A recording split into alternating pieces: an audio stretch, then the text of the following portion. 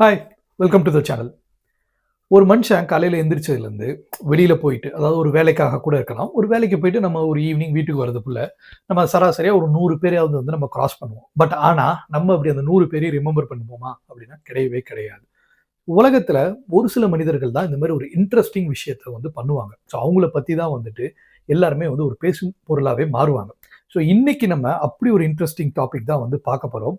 In fact இந்த மனுஷன் பண்ணது இன்னைக்கு வரைக்கும் கண்டுபிடிக்க முடியாத ஒரு புதிரா தான் இருக்கு. இன்ஃபாக்ட் அவரே யாருன்னு யாருனாலயும் கண்டே பிடிக்க முடியல. இவர் பண்ண விஷயம் இன்னைக்கு வரைக்கும் ஒரு அன்சால்வ்ட் மிஸ்ட்ரியா தான் இருக்குன்னு நம்ம சொல்லலாம். இன்னைக்கு அப்படிப்பட்ட ஒரு ஆச்சரியமான நபர் பண்ண விஷயத்த தான் அந்த ஒரு ஆச்சரியமான விஷயத்த தான் இன்னைக்கு நம்ம பார்க்க போறோம். வாங்க வீடியோக்குள்ள போலாம்.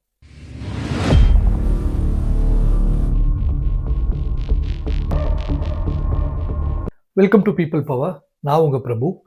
இது வரைக்கும் நம்ம சேனலை சப்ஸ்கிரைப் பண்ணாதவங்க மறக்காம சப்ஸ்கிரைப் பண்ணிடுங்க. பண்ணவங்க உங்க ஃப்ரெண்ட்ஸ் அண்ட் ஃபேமிலிஸ்ட்ட சொல்லுங்க. நீங்க சப்ஸ்கிரைப் பண்றது தான் நீங்க எங்களுக்கு தர பெரிய என்கரேஜ்மெண்ட்.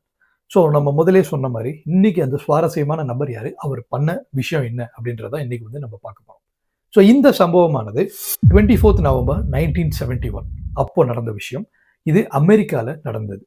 ஸோ அமெரிக்கால அன்னைக்கு டேட்ல, அதாவது 24 நவம்பர் 1971 அன்னைக்கு டேட்ல போர்ட்லேண்ட் அப்படின்ற ஒரு ஊர்ல இருந்து நார்த் வெஸ்ட் ஓரியன்ட் ஏர்லைன்ஸ் அப்படின்ற ஏர்லைன்ஸ் சொந்தமான ஒரு ஃப்ளைட் போர்ட்லேண்ட்ல இருந்து சியாட்டிலுக்கு போகுது.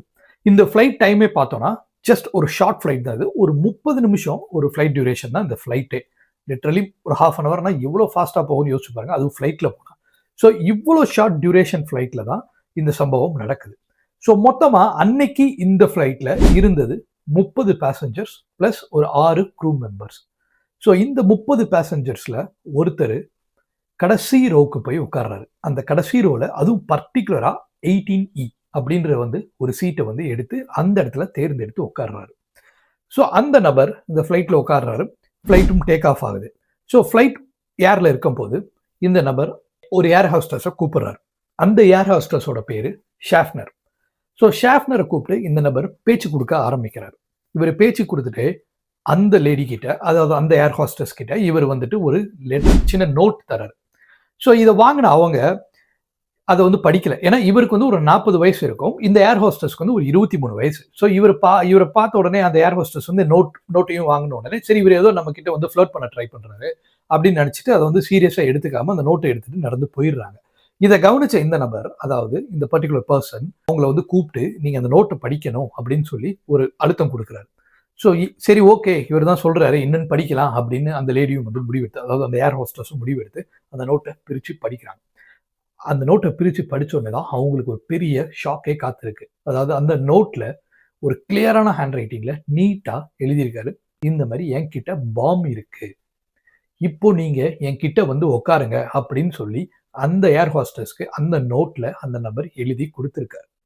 ஸோ அந்த ஏர் ஹோஸ்டஸ்க்கு அந்த நோட் கொடுத்து அவரை பார்த்த உடனே ஒரு ஷாக். பிகாஸ் ஏன்னா இவர் இப்படி செய்வாரா அப்படின்ற மாதிரி அவங்களுக்குள்ளே ஒரு ஆச்சரியமும் ஒரு ஒரு கேள்வியும் இருக்கு. ஏன்னா அந்த நபர் சொல்ல போனா இவர் தான் ஹைஜாக்கர் அப்படின்னு சொல்லியிருந்தா அன்னைக்கு யாருமே நம்பியிருக்க மாட்டாங்க. ஏன்னா ஒரு அந்த மனுஷன் வந்து நீட்டா கோட் சூட்லாம் போட்டுட்டு ஒரு டை போட்டு நீட்டா ஒரு டைப்பின்லாம் வச்சு அந்த அளவுக்கு ஒரு கையில் ஒரு சூட் கேஸோட ஒரு ப்ராப்பர் பிஸ்னஸ் மேன் மாதிரி தான் வந்து அவரை வந்து அடையாளப்படுத்திக்கிட்டாரு.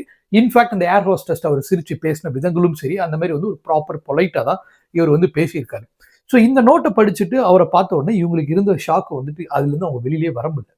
பட் ஆனா அவர் சொன்ன மாதிரி அவர் பக்கத்துல போய் இந்த ஏர் ஹோஸ்டஸ் உட்காடுறாங்க. உட்கார்ந்த ஏர் ஹோஸ்டஸ் கிட்ட அவர் கையில இருந்த சூட்கேஸை திறந்து காட்டுறாரு. அதை பார்த்த ஏர் ஹோஸ்டஸ் ஷாஃப்னருக்கு இன்னும் பெரிய ஷாக். அதாவது உண்மையாலுமே அவர் சொன்ன மாதிரி அதுல பாம் இருக்கு. ஸோ இந்த பாம்பை பார்த்து அவங்க பெரிய ஷாக் ஆயிடுறாங்க. ஸோ இப்போ இவர் வந்து சொல்றாரு எனக்கு ஒரு சில டிமாண்ட்ஸ் இருக்கு அப்படின்றது. ஸோ ஆப்வியஸா ஒரு ஹைஜாக் அப்படின்னா அதுல ஒரு டிமாண்ட் இருக்கும். ஸோ இந்த ஹைஜாக் பண்றாரு இல்லையா, இவரை பத்தி தான் பார்க்க போறோம். இன்ஃபேக்ட் இவர் பண்ண இந்த ஹைஜாக் தான் இன்னைக்கு வரைக்கும் அமெரிக்கா வரலாற்றுல கண்டே பிடிக்க முடியாத one of the unsolved aviation ஹைஜாக்ஸா வந்து இருக்கு. இதை பண்ண அந்த நபர் பேர் தான் டான் கூப்பர். நம்ம எல்லாருக்குமே டிவி கூப்பர் அப்படின்னு கூட தெரிஞ்சிருக்கலாம். எஸ், டான் கூப்பர் பண்ண ஹைஜாக் பத்தி தான் இன்னைக்கு நம்ம பார்க்க போறோம்.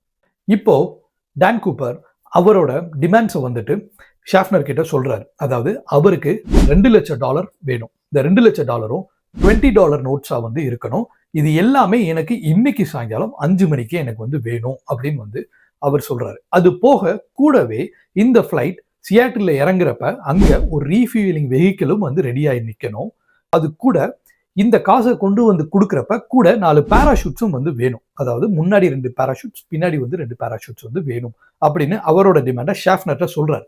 இப்போ ஏர் ஹோஸ்டஸ் ஷாஃப்னர் என்ன பண்றாங்க, எந்திரிச்சு காக்பீட்டுக்குள்ள போய் அங்க இருக்க பைலட் கிட்ட வந்து இந்த நோட்டை காட்டி சொல்றாங்க, இந்த மாதிரி ஒருத்தர் வந்து ஃபிளைட்டை கடத்திட்டாரு, இவர் வந்து இதெல்லாம் கேட்கிறாரு அப்படின்னு சொல்றாங்க. ஸோ வேற வழியே இல்லை, அவர் கையில பாம்பு இருக்கிறது இப்போ உறுதி ஆயிடுச்சு அப்படின்ற சுச்சுவேஷன்ல பைலட்ஸ் வேற வழி இல்லாம இதை வந்து ஏர் டிராஃபிக் கண்ட்ரோலுக்கு வந்து தெரிவிக்கிறாங்க. பட் இப்போ கூட இவ்வளவு நடக்கிற இந்த சுச்சுவேஷன்ல கூட ஃபிளைட்ல இருக்க யாருக்குமே தெரியாது இந்த பிளேன் வந்து ஹைஜாக் பண்ணப்பட்டிருக்கு அப்படின்றது. ஸோ இதை எல்லாத்தையுமே வந்து இவங்க பைலட்ஸ் வந்து ஏர் டிராஃபிக் கண்ட்ரோலுக்கு சொன்ன உடனே இந்த ஏர்லைன்ஸோட பிரசிடென்ட் வந்துட்டு இந்த டிமாண்டுக்கு வந்து ஒத்துக்கிறாரு. டக்குன்னு இங்கே ஒரு கேள்வி வரலாம், ஏன் வந்து பிரசிடென்ட் வந்து ஒரு ஹைஜாக்கோட டிமாண்டுக்கு ஒத்துக்கிட்டாரு அப்படின்னு. ஏன்னா இதுல வந்து ஒரு முக்கியமான விஷயம் இருக்கு. இன்னும் இங்க ஒரு 30 பேரோட வந்து உயிர் இருக்கு அப்படின்றது போக அந்த ஃபிளைட்டோட கம்பெனியோட ரெப்யூட்டேஷன் அவங்க ஸ்டேக்ல இருக்கிறதுனால அந்த பிரசிடென்ட் இந்த நியூஸ் வெளியில போனா அவர் கம்பெனிக்கு பெரிய லாஸ் ஆகும் அப்படின்றதுனால அந்த ஏர்லைன்ஸ் பிரசிடென்ட் வந்து இந்த ஹைஜாக் அவர் கேட்கிற டிமாண்ட்ஸ்க்கு வந்து ஒத்துக்கிறாரு. கூட எஃபிஐக்கும் சொல்லப்படுது. இப்ப இவங்க 2 பேரும், அதாவது இந்த பிரசிடென்ட்டும் எஃபிஐயும் சேர்ந்து இந்த காசை ரெடி பண்றான வேலைகளை வந்து பாக்குறாங்க. இதுக்கான சியாட்டில் இருந்து ஒரு பேங்க்ல இருந்து இந்த காசை வந்து ரெடி பண்றாங்க.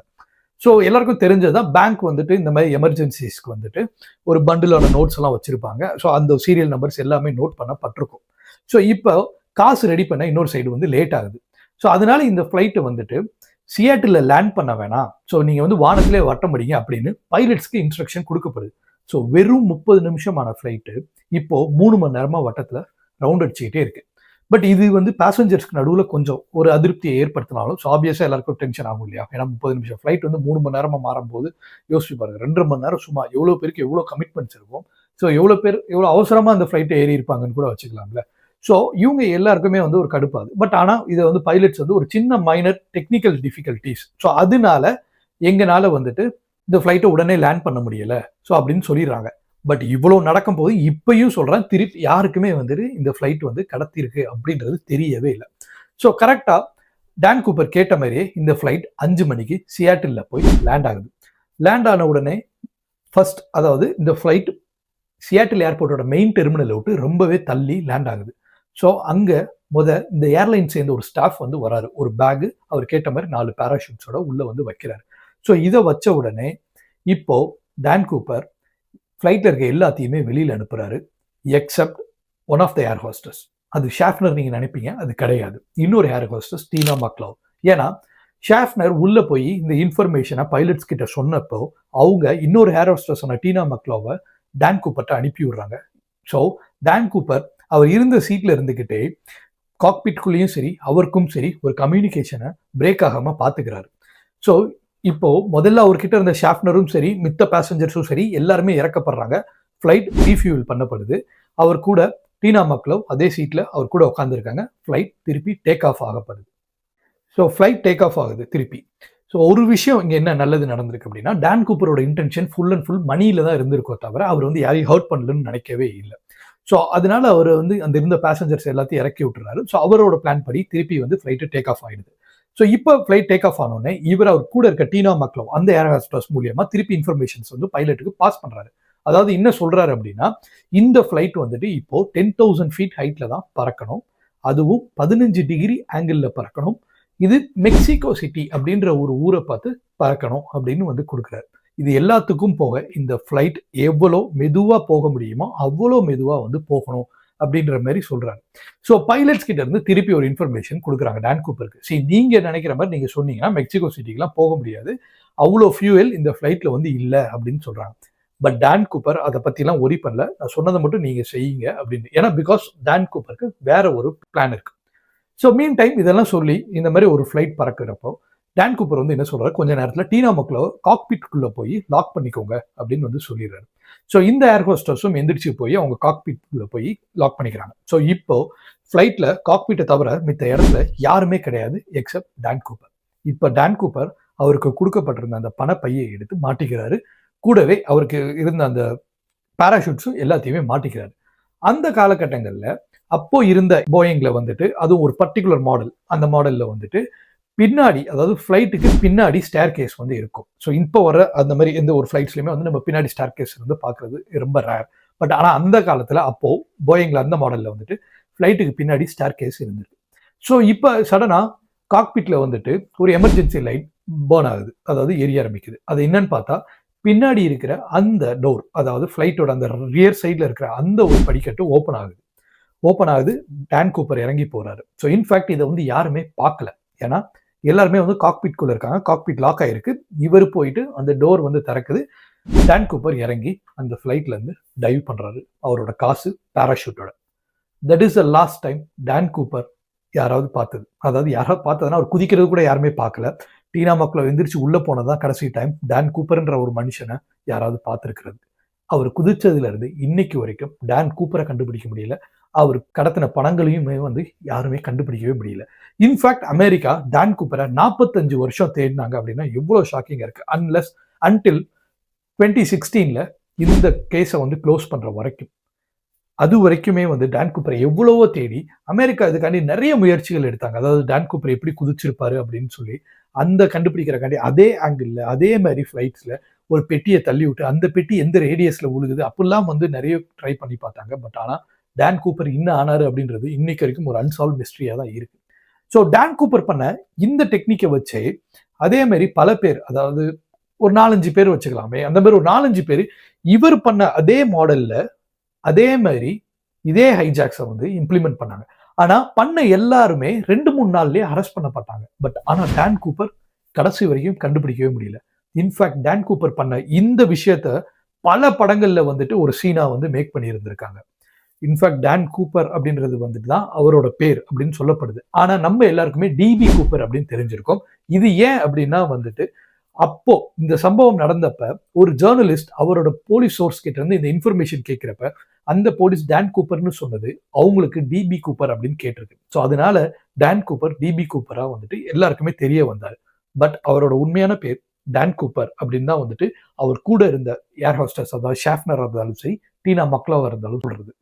டான் கூப்பர் பண்ணது இன்னைக்கு வரைக்குமே ஒரு அன்சால்வ் மிஸ்ட்ரியா தான் இருக்கு. யோசிச்சு பாருங்க, 1971 ஒரு மனுஷன் இப்படி பண்ணியிருக்கான் அப்படின்னா அதுக்கு அந்த ஆள்கிட்ட எவ்வளவு பெரிய பிளானிங் இருந்திருக்கும்.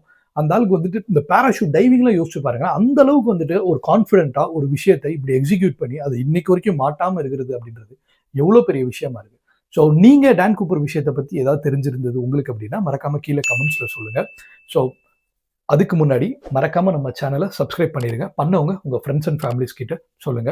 வேற ஏதாவது டாபிக் நீங்க தெரிஞ்சுக்கணும், இல்ல நம்ம டிஸ்கஸ் பண்ணலாம் அப்படின்னு நீங்க நினைச்சீங்க அப்படின்னா கீழே கமெண்ட்ல அதையும் மறக்காம சொல்லுங்க. தேங்க்ஸ் ஃபார் வாட்சிங். People power always.